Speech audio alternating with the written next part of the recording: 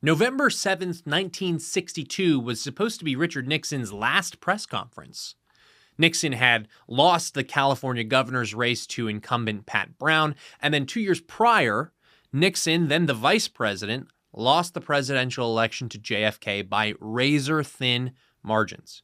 Nixon lost the popular vote by only 0.2%. And if two states, Illinois and Texas, two big states at the time, went the other way, Nixon would have reached 270 electoral college votes. That's a tie, right? He lost Illinois by less than 0.2%, just 8,000 votes or so, and he lost Texas by just 2%. It's razor close in 1960, and he goes on in 1962, and he loses to Pat Brown. And Nixon's loss in the 1962 California campaign was supposed to be this cataclysmic event for his political career. It was supposed to be over. It was supposed to be a supernova, an implosion of a star that had once risen rapidly and brightly. In the span of just 10 years, Nixon went from fighting in World War II to the vice presidency. He makes a brief stop in the U.S. House and then the U.S. Senate on the way there. And Nixon's November 7th, 1962 press conference was going to be the last, according to Nixon himself. He told the media, and he had a very adversarial relationship with them because they were all communist sympathizers. He told the media, just think of how much you're going to be missing. You won't have Nixon to kick around anymore because, gentlemen, this is my last press conference. Well, 6 years later, in 1968, Nixon would win the presidency. The years between the last press conference and the campaign of 1968 are called often Nixon's wilderness years. And the 60s are known as a decade of upheaval, social upheaval, cultural upheaval, and there was upheaval in both political parties too. The Democrat Party, JFK is killed, LBJ takes over, there is the Great Society program in Vietnam and the Civil Rights Movement. And of course, the Civil Rights Movement affects Republicans too. For Republicans, the conservative movement, as we understand it today, is starting to take shape. It's the era of Barry Goldwater. And Nixon's all there in the background. And though they're called his wilderness years, he wasn't in the wilderness. The spotlight isn't on Nixon.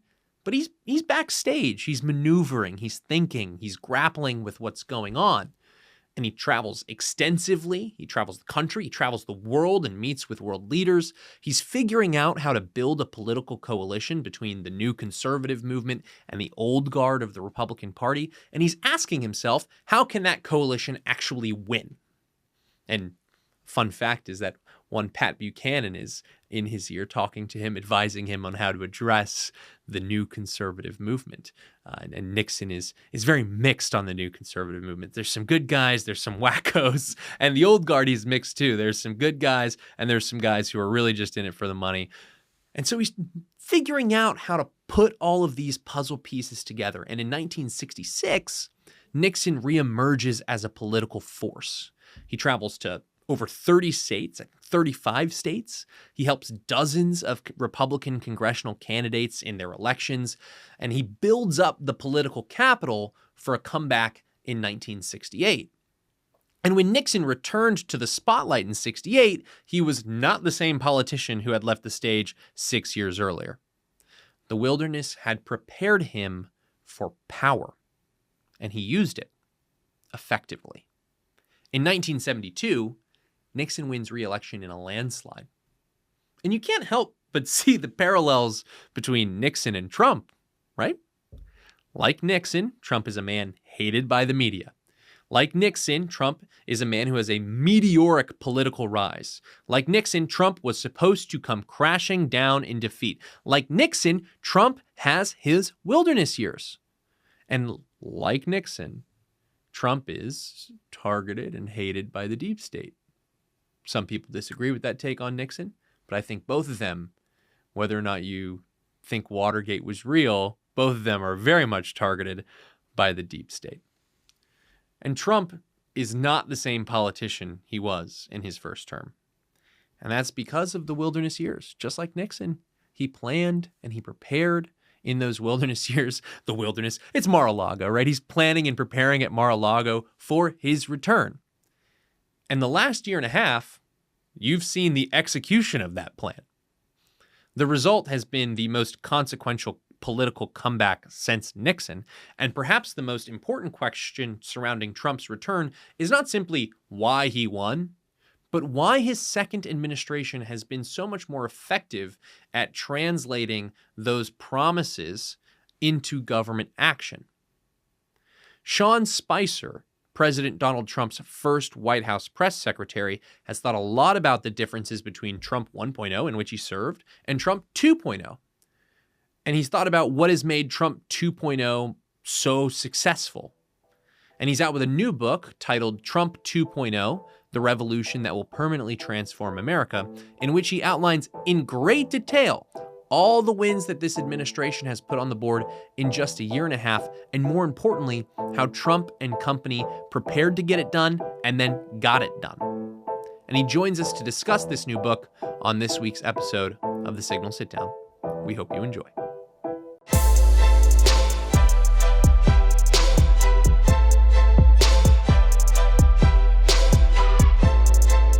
Before we get into this week's interview on The Signal Sit Down, ring that bell to get notifications on future Signal Sit Down content. Hit that like and subscribe button on YouTube, Spotify, Apple Podcasts, wherever you may be joining us. And then while you're at it, please leave us a 5-star review and comment who you'd like to see on a future episode of The Signal Sit Down.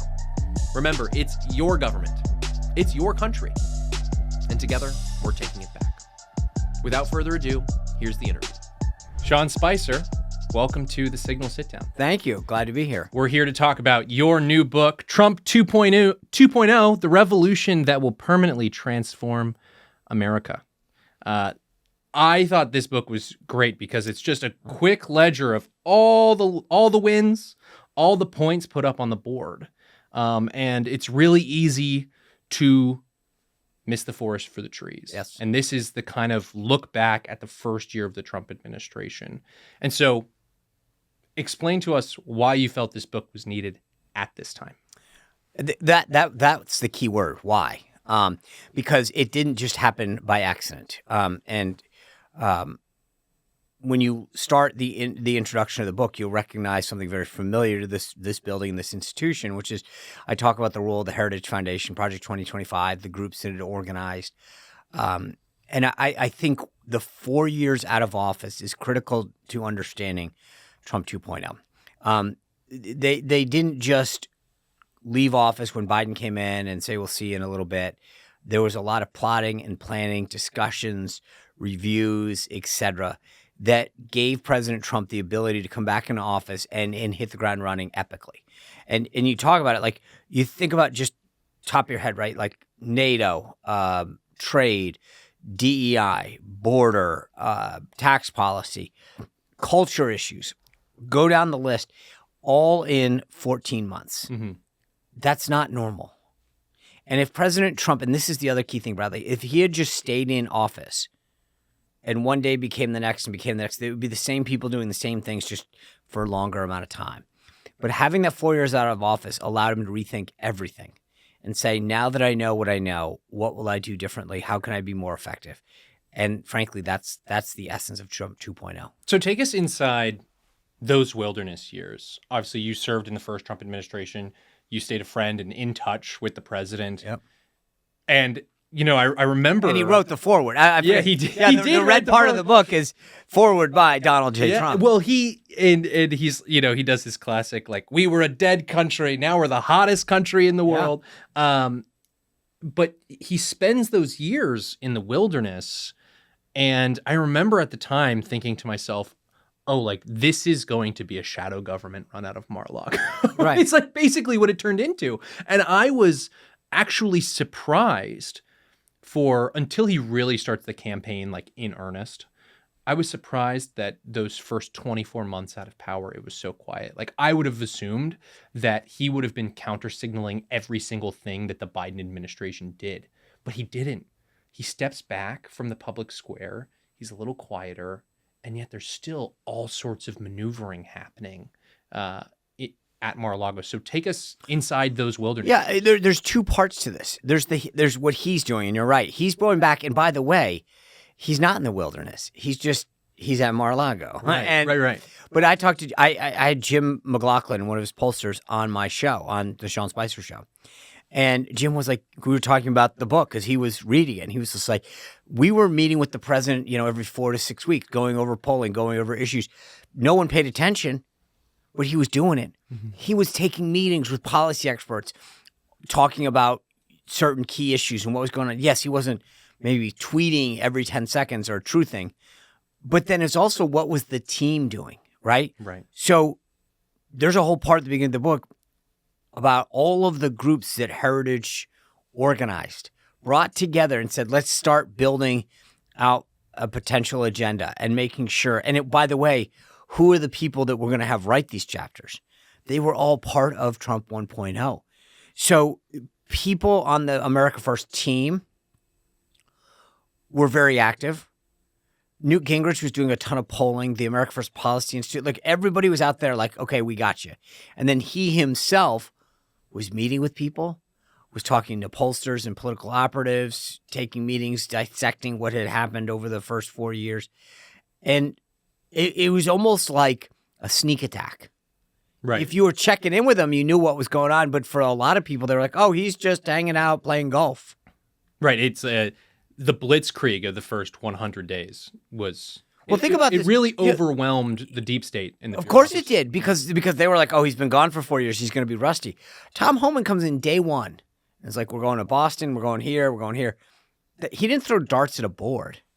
Right. He knew exactly what to do and how to do it because they were ready. They had a plan. They knew what to do. They knew how to do it. They knew the people they needed. And if you don't get what happened in those 4 years, then you don't get Trump 2.0.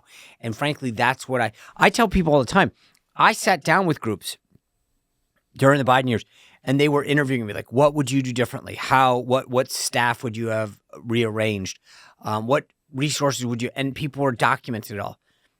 Caroline Leavitt had all of that research handed to her. Now, did she take all of it? Probably not. I didn't give her a quiz. But I know in the conversations that we had prior to her starting, she was very well informed about some of the stuff that we did, some of the when she asked me questions like, I know that you would have done this differently. She had read a lot of this stuff. Mm-hmm. I didn't have that. There was no guide for me to follow. I talked to Josh Ernst, Obama's guy, and I talked to Ari Fleischer and Dana Perino, and there was no like manual to look at or no research. It was like, good luck. And also like you have President Trump at the helm. Like you have a different type of animal than George W. Bush or Barack Obama. Like this is, but we didn't know how. I mean, this is Trump epically. I remember looking at me and saying, like, Sean, I'm going to be the most traditional president ever. And I was like, oh, I know that. I know how to do that. They're starting Trump with 2.0, knowing how he operates, knowing what his agenda is. Right. I mean, I'll tell you two funny stories. The first one is in November of 2015, late November. He's meeting with a ton of people, and someone suggests you should meet with Jim Mattis. He's a Marine Corps, four-star Marine Corps general. He'd be great, defense secretary. So Trump has him come out to Bedminster, meets with him, and then on December 5th, 2016, Trump says to me, we're flying to North Carolina for a rally, and I'm going to announce Mattis. They'd known each other for 1 hour. 1 hour. I think the same thing of the Secretary of State nominee, Rex Tillerson. They'd never met. So you look now, he's known Marco Rubio. I have pictures on my phone of them backstage in 2015 when they were both running. Pete Hegseth, the Secretary of War, has known Trump for probably 15 years. Right. There's not a degree of familiarity that existed in Trump 1.0, but there is now in Trump 2.0. But the other thing is, when you look at the cabinet now, and about every month there's a cabinet meeting, and they let the press come in, and it's like a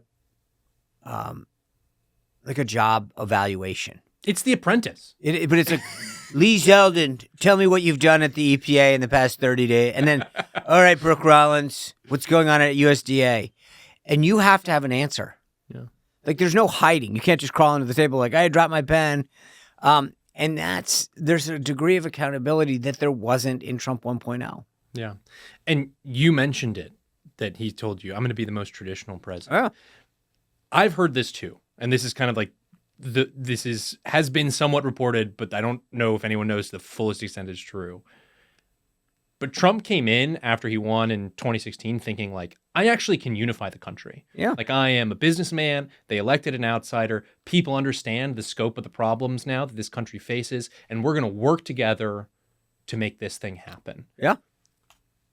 Trump had no experience in Washington, D.C. Like, was there a naivete there? When do you think Trump kind of realizes like, oh, they're not interested in working with me, actually, and I'm going to hit the ground running as hard as possible when I have the opportunity? Well, so there's two parts to this that are interesting. Number one, you're right. It's a businessman's mentality, which is, I may hate you, you may hate me, but we need to get a deal. I need to sell this building, you need to buy the building. Like, we'll hammer it out. Right. And it's business, right? We don't have to like each other, but it's a deal. It's in my interest because I want to sell that building. It's in your interest because you want to buy it. Let's just figure out a number and let's call it a day, and then we don't have to talk to each other. But like, we have an aligned interest. That's how we approach things. Like, healthcare's a problem. I'm the president. I want to solve it. You guys, like, you have constituents. You want them to have good healthcare. I don't think he fully appreciated that they didn't care. Like, we're here to obstruct you, and that was the case with some people on our team. Right. I want to work for you, not because I actually believe in what your agenda is, because I want to stop it from the inside out. There's a guy who wrote a whole op-ed in the New York Times being like, I'm anonymous. I'm in these meetings. I stop them. That's one. But also Trump 2.0, these guys were like, haha, we got you this time. We're going to come in. But I think it was first 3 days, maybe 2, Roosevelt Room, right outside the Oval Office. It's actually the office between the press secretary's office and the Oval Office. And Tom Price was the Secretary of Health and Human Services. I'd known him as a congressman from Georgia. And the president was told, like, we're going to lead on healthcare, Trump 1.0. Now, healthcare is a serious issue. I'd love to see us tackle that as a party. Did anyone who voted for Trump in 2015 think that healthcare was going to be a priority for him? Like, no. Right. This was the total. You're so right about that. It was the residuals of the Tea Party movement, the anti-Obamacare stuff, and people care about the healthcare. But they were like, you have to go with this. You have to lead on this. It was an elite game. It was trade and immigration and the dumb wars. Right. Yep. So we're going to lead with this. And I looked at Tom Price in the Roosevelt Room and I said, hey, Tom, so, like, who's with us? Right? Meaning, what coalitions? Doctors? Like, who's going to? He's like, I don't know. And I said, what do you mean? Like, I'm trying to put, like, a comms plan together. Like, who's going to give positive statements? Who's going to give us something? He's like, yeah, I don't know. That's what we led with. And you remember the famous John McCain thumbs down and right? Right. This time he's like, we're coming out of the gate. We're doing border. I'm going to come after trade. We're going to have liberation. I mean, like, they knew. And everything that he did in Trump 2.0, everybody said, yeah, maybe I don't agree with that, but that's what he said he was going to do. There's nothing that Trump's doing that people aren't going, yeah, he said he'd do that. So you were in the first administration. During that transition period, you saw how the Trump 1.0 team kind of came together and then fell apart in some ways, right? I don't know that we ever even came together, though. Yeah. Like but that kind of became the narrative after 2020, where it was like, they stole the election from us because they were better prepared and they had a better team, and we didn't have enough people aligned and on side and willing to fight in the trenches for this stuff. Yeah. And personnel pipelines, personnel choices, preparation, that becomes a major focus of the 4 years of the interregnum. You, in this period of time, have transitioned from somebody who's in a comms role to somebody who's in a media role watching all of this. Talk to us about that shift in mentality for you and how you saw things happening on the outside that maybe you didn't understand fully on the inside, or you got a different appreciation of, that type of stuff. Well, first, when you're someone's spokesperson, and I've been a comms person for 30 years, 25, I guess, at that point, 21, 22. Your job is to advise the principal that you're working for. Here's what I think the most effective message is and strategy to get that out there. But ultimately, it's their call. Like they're like, yeah, I don't buy that, or I totally buy that, or I want to tweak it. Once I left, on a professional level, I was like, okay, I now, I'm going to have an opportunity if I want to go speak for myself. Like, here's what I believe and why. So that in itself was a shift to be like, this is what I believe and this is why I think, and also not just the message itself, but the strategy. Like, here's how I think we can advance conservative causes better. And so it was a shift, but I also, just on a personal level, like I got to do what I wanted to do, how I wanted to do it. Meaning, like when you work for a company or a person, especially as their spokesperson, like you're beholden to them. Like they sign your paycheck. They're telling you, ultimately I want to do this way or that way. But suddenly I was on my own. I could be like, nope, I'm doing more of this, less of that. I like this, not that. Yeah, and you can make maximalist cases. Sure. Right? Like that's the fun thing about being in the media too, is that yes, people are paid good money to make sure that the prudent political activity is done on the Hill or in the administration, but we get to be on the outside saying, here's what our conservative principles inform us of, and this is at least where we should be pushing towards. And I've always found that to be more fun than kind of being on the back end and saying, okay, well, we have to keep, we're talking about immigration. Well, we got to keep the agricultural lobby happy, and we got to keep this, the hospitality industry happy, and we also got to keep the base happy. And we got to keep all these different people happy. Right. And it's a difficult tightrope to walk. But it's also like, to your point. But I just get to say, deport them all. Right. But that's the thing is that when I try to, it's funny you say that. I have a morning show called The Huddle every morning at 8:30 on YouTube. And part of what we try to do is that it's not crossfire. Like we're literally there to give analysis and insight into issues. And one of the things that people have to understand is that very few issues are black and white, right? To your point, it's easier to say, deport them all. And then you go, okay, well, the ag industry says the following, this industry says the following. And that doesn't mean you shouldn't still deport them all or whatever, but you have to understand how somebody looks at stuff. And I always think the big issues are national security. Right. When you get into a seat where you're suddenly like, you're responsible for lives of 10,000, 100,000, a million, 10 million, 250 million lives of Americans as, depending on what your role is. You can suddenly, when they walk in and say, oh, because of this tool that the government has, this is how many lives got saved. That might change your perspective on, some of the things that the government does. And I think that being in power, knowing how decisions get made and what tools are available might yield a very different outcome depending on, where you sit in that perspective, Right. Doesn't mean that you don't deport them all, but you have to understand or expect or anticipate how those players are going to respond, and those players are really powerful. Right. I told people when I was the assistant U.S. trade rep in the mid-2000s, we filed the first World Trade Organization, WTO, case against China. Mm-hmm. And for theft of intellectual property. Unequivocal. China steals our stuff, costs millions and millions of dollars. In retaliation for, quote, cultural reasons, China didn't show a U.S. movie for, I think, 6 months. Still was the right call. But the movie industry was like, hey, we just paid a huge price for this.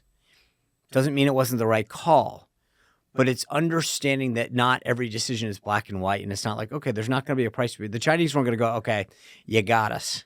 Right. They were going to go, okay, we can show you. And that's what people have to understand is that sometimes decisions that are made by policymakers are not as black and white. And yet, and like countless policy fights, understanding the politics, the money that's at stake.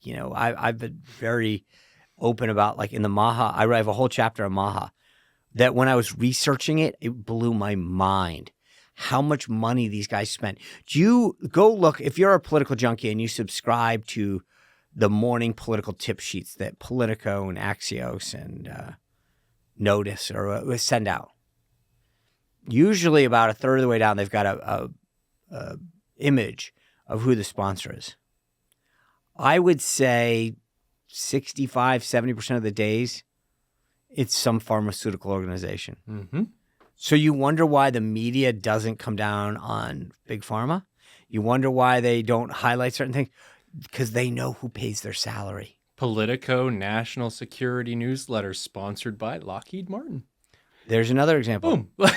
Well, to bring this all back, though, I mean, I think that was part of the genius with Trump 2.0, the first 100 days being so aggressive, is that you can move so quickly that all these other forces, all these other players aren't necessarily sure how to respond. They can't anticipate what's going to come next. And so you've got them on the back foot, and they have to kind of accept the terms of the debate or the status quo that you've changed. And I think like the difference, two policy differences that I noticed. One, Trump 1.0, the travel ban, the Muslim ban, quote unquote. Yeah, I remember that one. That's compared to all the different immigration and travel restrictions and visa stuff that we did in Trump 2.0.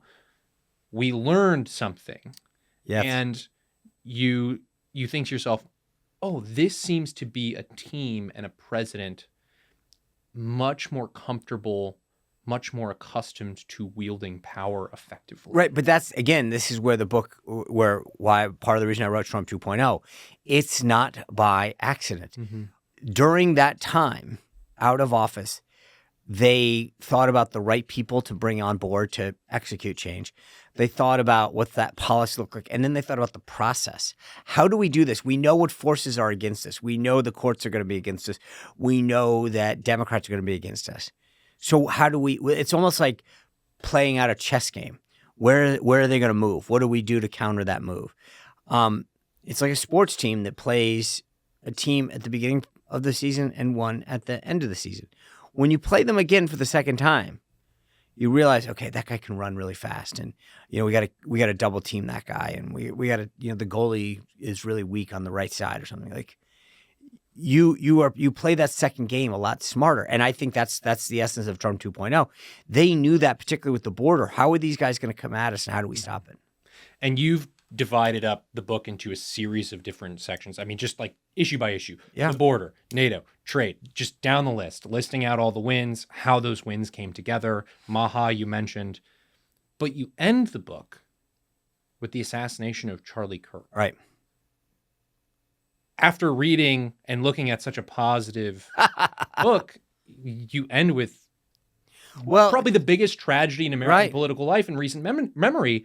And I just think, like, why did you decide to do that? Because I thought it was such an interesting thing to do. It was personal because I knew Charlie. Mm-hmm.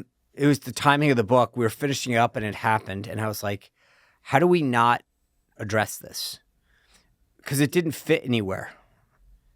But I also think part of what I wanted to get at is what's at stake? Like, we've elevated – before we could have policy discussions and arguments, and they prosecuted people in Trump 1.0. And here we are now trying to kill people. And I think part of the reason I want to end is that, like, it's an understanding of what's at stake.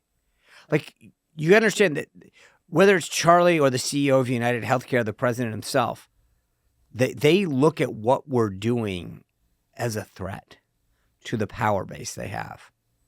I know that some people may not find that, they might say, oh, that's just unseemly. Yes, but it's the reality. Took out a guy who went to a college campus to engage in thoughtful debate. They tried to kill the president 3 times. They took out the CEO of United Health. And I think part of this is to understand that, like, this is not just merely a policy fight. This to them is an existential threat to their well-being. Mm-hmm.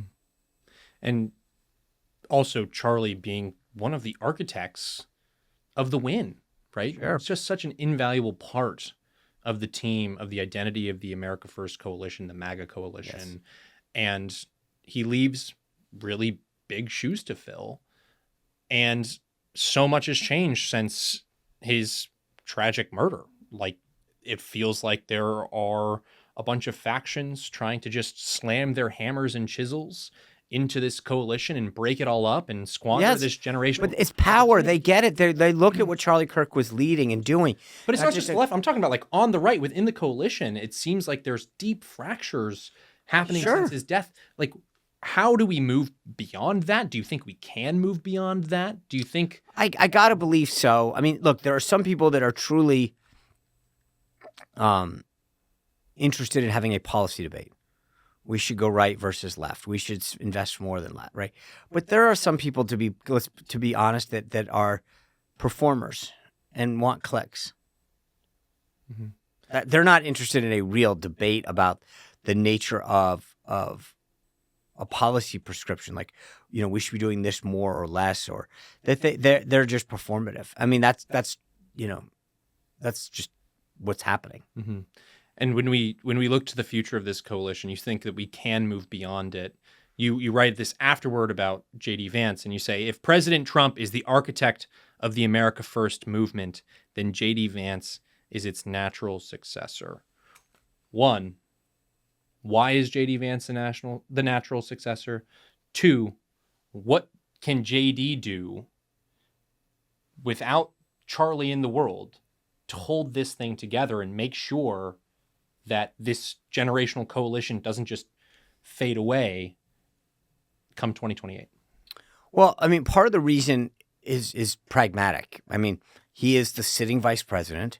He is born of this, and just by contrast, like Mike Pence, and I say this very respectfully, was the vice president out of necessity, political necessity. He gave President Trump at the time, candidate Trump, the bona fides on the right, especially within the evangelical pro-life community.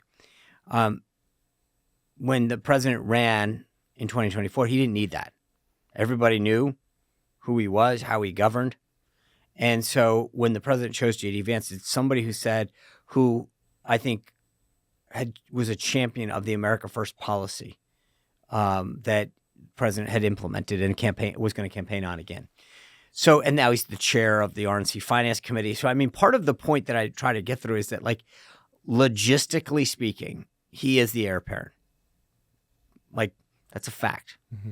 You're the sitting vice president. You control all the donor money. You were picked 2 days after Trump was almost assassinated. Right. Like, you are the guy. Yeah.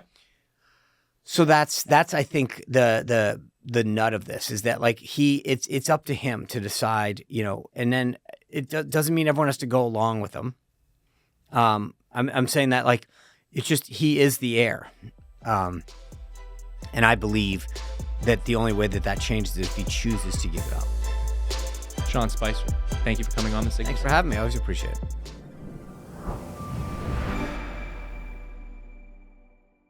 Thank you so much for tuning into the Signal Sit Down.